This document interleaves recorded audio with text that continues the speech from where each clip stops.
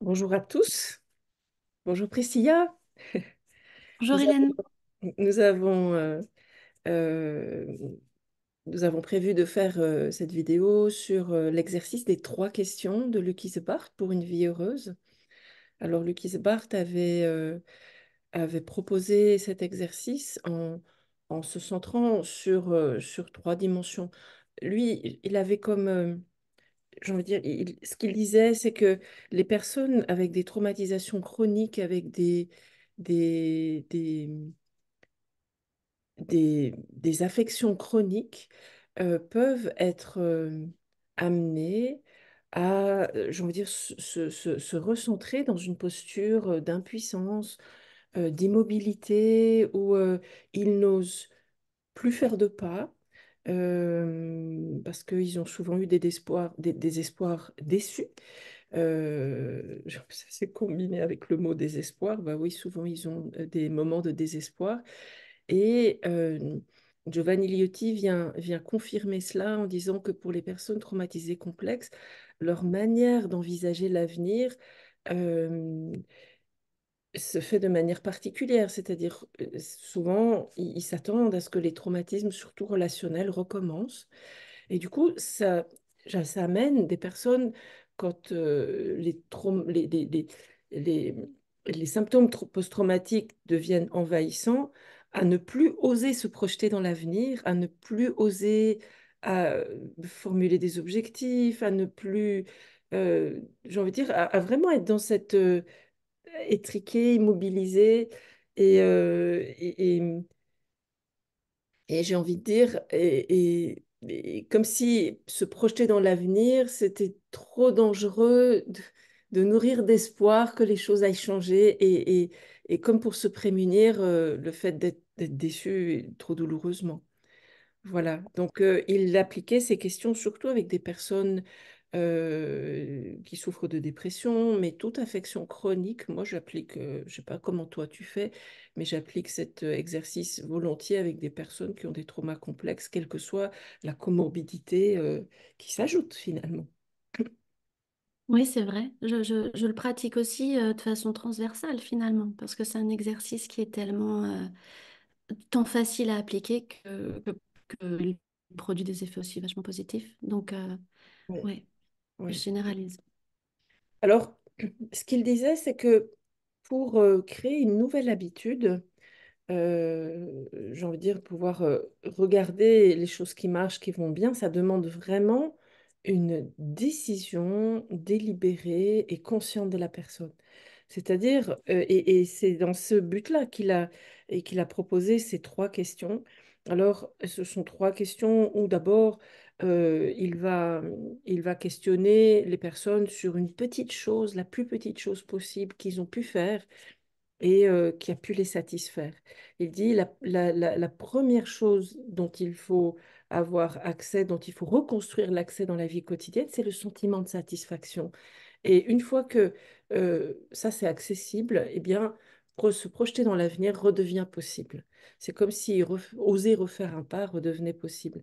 Donc la première question se centre sur ce que les gens ont fait eux-mêmes avec l'enjeu de trouver la plus petite chose possible. Il dit que le réseau neuronal, pour décrire une petite chose, j'ai envie de dire, est d'une force aussi grande que de décrire des grandes choses.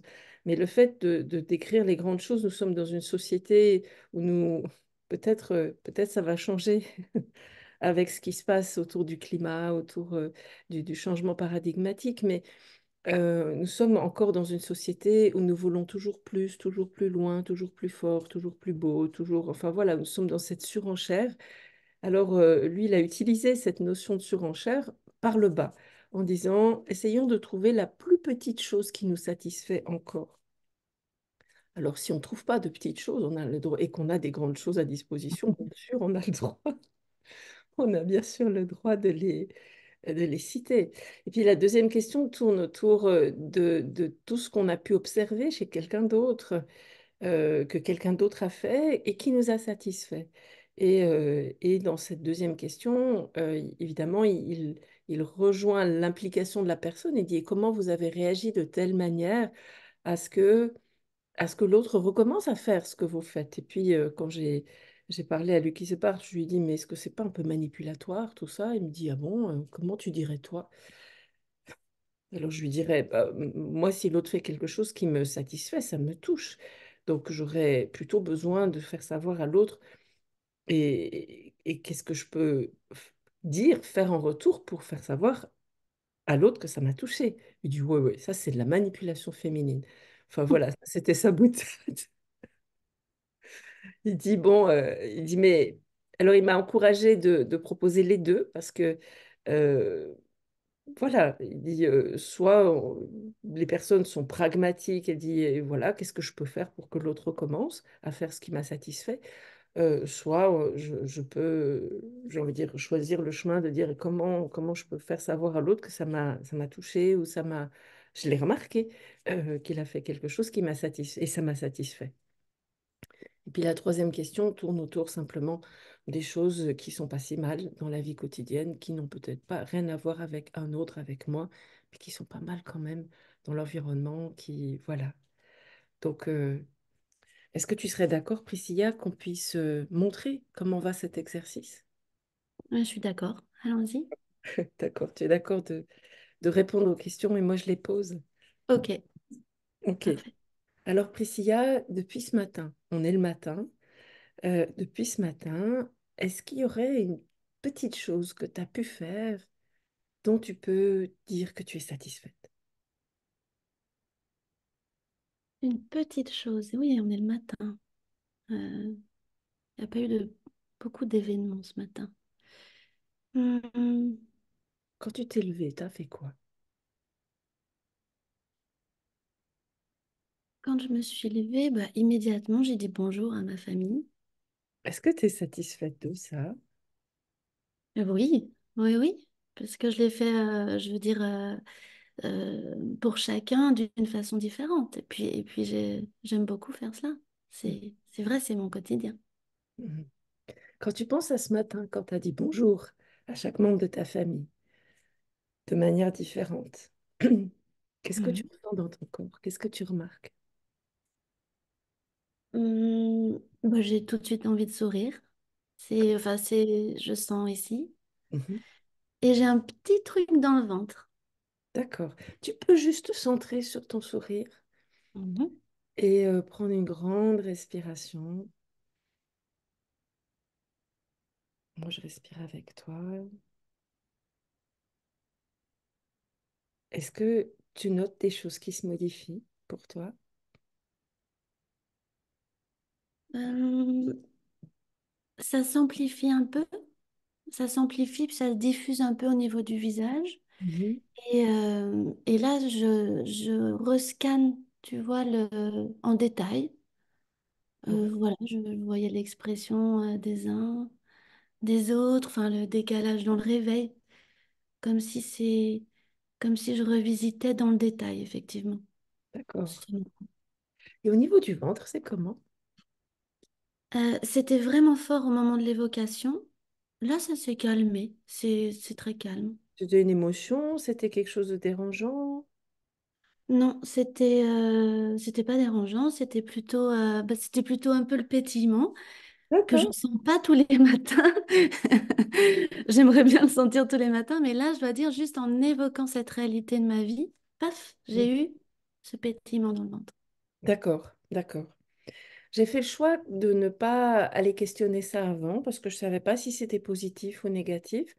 Donc, j'ai fait le choix de te centrer sur quelque chose de positif Mm.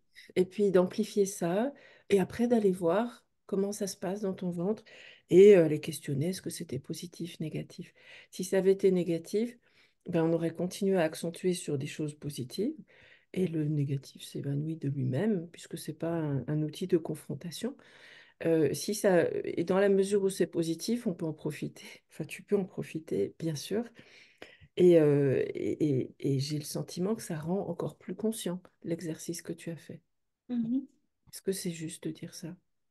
Ouais, c'est juste. Et ce qui peut me surprendre là, c'est juste c'était comme un flash. Tu vois, D'accord. c'était comme un flash Je sais pas, physiologique dans mon ventre, ouais, ça s'est intensifié d'un seul coup, mais de façon un peu heureuse, quoi. Ouais, c'est chouette ça, c'est Ouais. chouette. Je suis vraiment contente que tu ressentes ça. Alors, la deuxième question, Priscilla, la deuxième question de Lucky Bart consiste à trouver quelque chose que quelqu'un d'autre a fait autour de toi, la plus petite chose possible. Ça peut être un sourire, ça peut être un regard ou autre chose. La plus petite chose qui t'a satisfait ce matin. La plus petite, bah, je dirais que c'est pas, c'est pas petit, mais c'est la première chose d'avoir été saluée par mon compagnon quand il m'a dit bonjour, avec, voilà, avec présence. Mhm, mhm. C'est quand il a fait cela à mon égard et j'hésite sur un autre détail, tu vois, qui m'a plu parce que c'est un comportement que j'aime bien, c'est d'avoir reçu, par exemple, ton message, juste en disant que tu étais prête dans quelques minutes. D'accord, Tu d'accord. vois, ce déroulé qui est un petit geste de détail et j'aime bien voilà, cette attitude Mhm. d'être informée de... Alors, il y a eu ces deux mouvements, d'autres aussi. Le premier ayant été le retour du bonjour. D'accord, d'accord. Tu peux te centrer sur ce moment, prendre un moment, te remémorer ça, scanner ton corps. Qu'est-ce que ça te fait ressentir dans ton corps?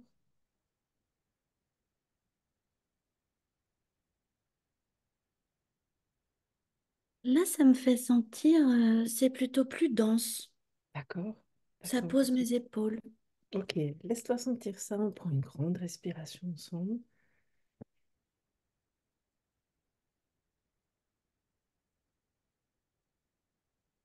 Super.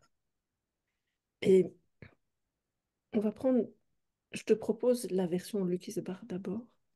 Oui. Euh, Comment tu peux faire en sorte que ton compagnon recommence à te dire bonjour de cette manière-là? Comment tu peux y réagir de telle manière à ce que ton compagnon refasse ça? Bah, assez simplement en étant réciproque, en lui disant bonjour aussi, je veux dire avec tendresse. Et et oui, ça c'est le quotidien efface ça, mais ce serait de lui dire à quel point j'apprécie. Moi, je prends un moment et on prend une grande respiration. Le fait que je te demande de scanner ton corps permet de relier ces éléments aux sensations corporelles ressenties. Donc c'est un moment important. Mhm. Super. Et on va prendre ton deuxième exemple. On va prendre la version, on va dire, féminine, selon Lucie. Euh, et comment tu peux faire savoir à l'autre, enfin à moi, que le fait que je t'ai envoyé un petit message ce matin pour te signaler mon retard t'a touché. Enfin, si j'étais pas la personne maintenant à qui tu t'adresses, mais Euh, mais juste de dire merci. Merci, c'est respectueux et aucun souci. d'accord. Ce que je n'ai pas vraiment fait car j'étais pas tellement à l'heure non plus. Mais de signifier, tu vois, pour encourager et dire, mais oui, ce sont des petits gestes qui ont du sens. Ouais, ça a du sens pour toi. Ouais, ouais, vraiment. Ok, d'accord. Et, et je tends à faire cela. Donc, tu vois, il y a aussi une autre strate qui est de dire, ben, je sais que je ressens ça et vraiment, moi-même, dans ma vie, je veux automatiser ces petits messages qui juste indiquent, c'est pas un oubli, c'est pas une négligence, en fait, aussi petite, hein, minime soit-elle. Ouais, ouais, même si c'est juste 5 minutes. Ouais, ouais, ouais, Ouais. vraiment. C'est vrai qu'on n'a pas l'habitude, hein, de se voir et parfois il m'arrive souvent d'être quelques minutes en retard et les gens avec lesquels je travaille le savent. Donc comme je suis en consultation, je n'envoie pas régulièrement des petits gestes, mais si je ne suis pas en consultation, euh, Voilà, je pense que je suis d'accord avec toi, c'est des gestes d'attention importants.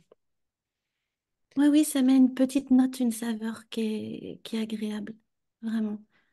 D'accord, d'accord. Moi, ça permet de dire je pense à toi. Mm. J'ai pas oublié. Ok, super. Alors, on en vient à la troisième question, qui est de, de questionner simplement, est-ce qu'il y a quelque chose, euh, autre chose autour de toi que tu as vécu depuis ce matin, qui est pas trop mal ou qui te satisfait? Euh, qui est même super. Je suis sortie, j'ai vu les oiseaux.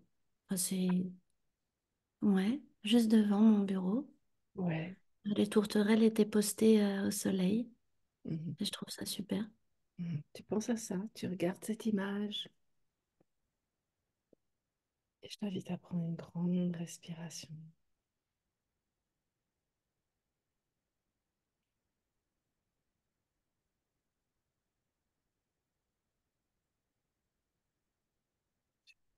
Qu'est-ce que tu notes dans ton corps, Priscilla? C'est la cage thoracique qui s'amplifie, ça s'ouvre. C'est Mais agréable?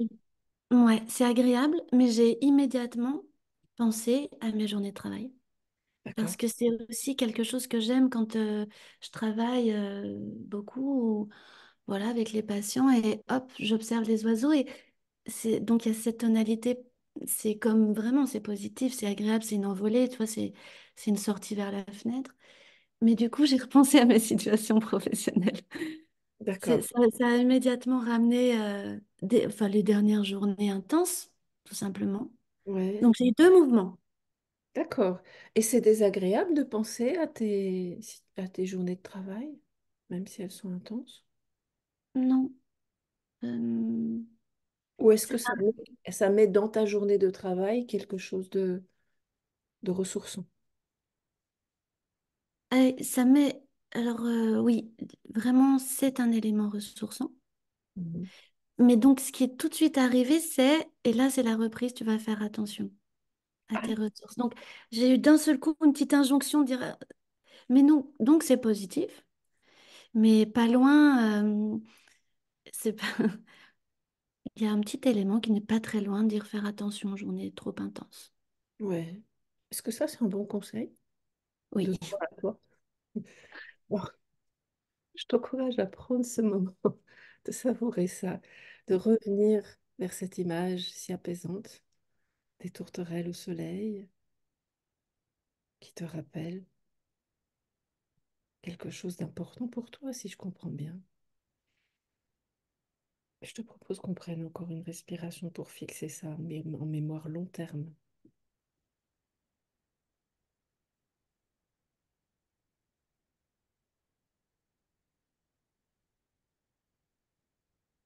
C'est super. Qu'est-ce que tu notes maintenant? je savais pas que je parlais le langage des tourterelles. Non, plutôt, je suis amusée parce que je me dis que maintenant, en voyant, puisqu'elles sont juste là à côté, Mhm. souvent, je trouve que c'est un rappel sympa. Tu vois, il y a un instant, ça peut-être il y avait une composition plus négative avec les journées de travail intenses, et maintenant mais observe ça juste comme un rappel, et puis il est juste là sous la main, et en plus il est non volontaire, il arrive quand il veut, donc c'est Mhm. super en fait. D'accord, Donc ça s'est tranquillisé. Maintenant, je vois que j'étais un peu pas tout à fait tranquille juste avant. d'accord, d'accord. Ah, je suis contente que tu puisses ressentir ça. Mhm. Alors, les neuroscientifiques nous disent qu'il faut 20 secondes pour fixer quelque chose en mémoire long terme, en y consacrant de l'attention au corps. Donc, si nous voulons que cette ressource soit vraiment, j'ai envie de dire, ne disparaisse pas rapidement après y avoir pensé, il faut prendre ces 20 secondes, prendre une grande respiration, deux grandes respirations. Et, euh, et le fait de respirer, quand on le fait ensemble, le fait de respirer ensemble, même si on est à distance, c'est quelque chose qui renforce encore ça. Oui. Voilà. Est-ce que pour toi, Quelle évaluation tu fais de cet exercice, Priscilla? Évaluation comme ça, immédiate, c'est sa facilité, son accès. D'accord.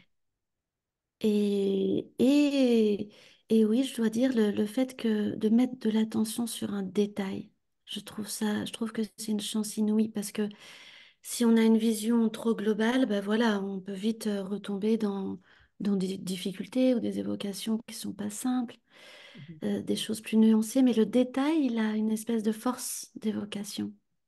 L'approche centrée compétences nous amène à nous centrer sur la partie ressources. Parce que souvent, il y a des associations qui viennent hein, de part et d'autre. Et comme on est dans un exercice centré autour d'une ressource, on va se centrer, détailler, amplifier la ressource. Et après, on va regarder à quoi ça, j'ai envie de dire, à quoi ça nous amène. Je veux dire, on ne va pas nier les problèmes, on est d'accord. On ne va pas nier les choses. Quand tu parlais des journées intenses et de ton attention à faire attention à ce que ce soit pas trop, j'entends ça Mhm, hein, avec l'exemple des tourterelles. Ben, moi, je l'entends comme presque une invitation à prendre soin de toi. mhm. Mhm. Et ce qui en soi, dans l'élaboration, n'est pas que problématique, c'est une ressource de pouvoir être conscient de ça. Non? Plutôt, oui. Oui. Ouais, c'est une ressource. Ok. Est-ce qu'il y aurait eu quelque chose qu'on aurait pu faire différemment pour que ça se passe encore mieux pour toi? Je pense que si on était resté un peu plus sur les sensations corporelles, ce D'accord, n'aurait pas été gênant. J'aurais pas perdu le fil. Elles étaient vite là, mais je me dis que quand elles sont pas tout à fait là, le fait d'approfondir et de bénéficier de ce temps de respiration commune, c'est agréable. C'est d'accord, comme une pause où oui, on assimile, on goûte un peu plus. d'accord. Euh, Donc, davantage explorer ce qui se passe dans le corps en lien avec l'idée qui est venue. oui, vraiment, ce jeu de connexion entre le corporel et l'évocation du détail. Ah, d'accord, d'accord. Ben, Oui. écoute, merci beaucoup de ton retour. C'était suffisant pour moi, mais si on avait fait encore un petit temps pour l'amplifier ou juste le ressentir, Mhm. c'était OK aussi. Sinon, tout était super. C'était très bien.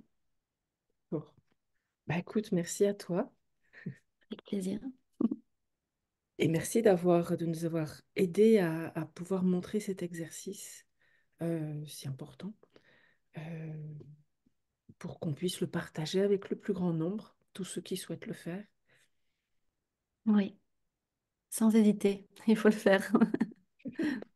Merci à toi. Merci, Hélène.